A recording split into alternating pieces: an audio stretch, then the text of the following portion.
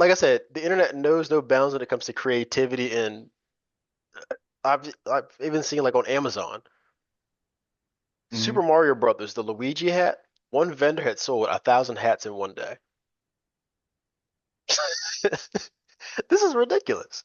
Yeah. So I'm seeing a lot of strange things, but let's get a little bit more serious here. What I'm seeing too is, like you said, a lot of I guess, what do you call it when somebody, it's not heroism. Heroism is an act you take, but people are championing him. That's the correct word.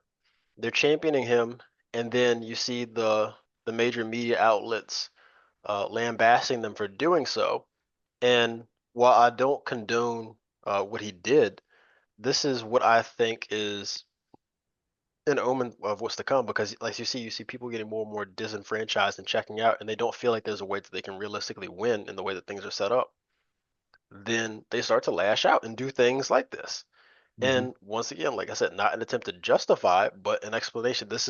I mean, this is a very calculated thing, and people don't just do stuff like this for no reason. And this was very obviously, it had a motivation behind it.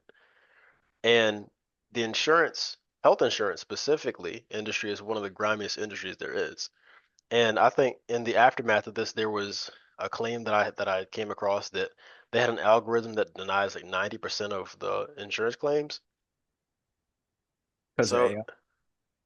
yeah, Okay. algorithm AI, same interchange. I'm pretty sure they have that, but yeah, they make money by denying claims because you pay into insurance. Like I've always thought insurance was a scam to a degree. Like you need insurance obviously for to cover healthcare, your car, your house, all those things, your teeth, your eyes. Those things don't fall into your regular medical insurance, which that's something else to be discussed as well. But you pay into it, and if you don't use it, then okay, where's it go?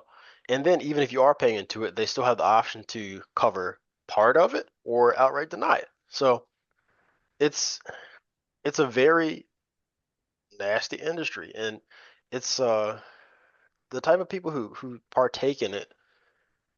I don't think that we know the sheer amount of uh, just gunk and grime that they wade through and exist in when it comes to denying people coverage. Like this is oftentimes for some people, this is life or death. It's Right. not just as simple as somebody wants to um get a cavity filled in. Right. This is oftentimes somebody who needs radiation or chemotherapy, or somebody who needs a surgery to help them walk again, or rehabilitation after a car accident, whatever the case might be. But these are real things. Yeah. People And going bankrupt because of health or kind of having to pay out of pocket because of premiums and stuff like that. But yeah. correct. And when people feel cornered and they feel like there aren't any options, that's when they lash out. It's the same thing with, like they say, a wild animal, you back them into a corner. I mean, I don't know the specific. I saw two manifestos that were apparently variations. One that has a little bit more validity than the other does, but yeah, I haven't had official confirmation on one way or the other. But from what I can tell, this is obviously motivated by a very strong feeling of justice or indignation. He felt justified in what he was doing.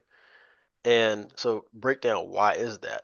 And the very cause of that, this is very similar to a very prominent idea that's covered in Ray Dalio's the uh, rules for the changing world order, or it's his last book he wrote. And he talks about how in late stage capitalism, the disparity between the people who have and have not, just for lack of better terms, how that continues to grow, the civil unrest grows, and then you start to see people lash out. And I think this is exactly what we're seeing.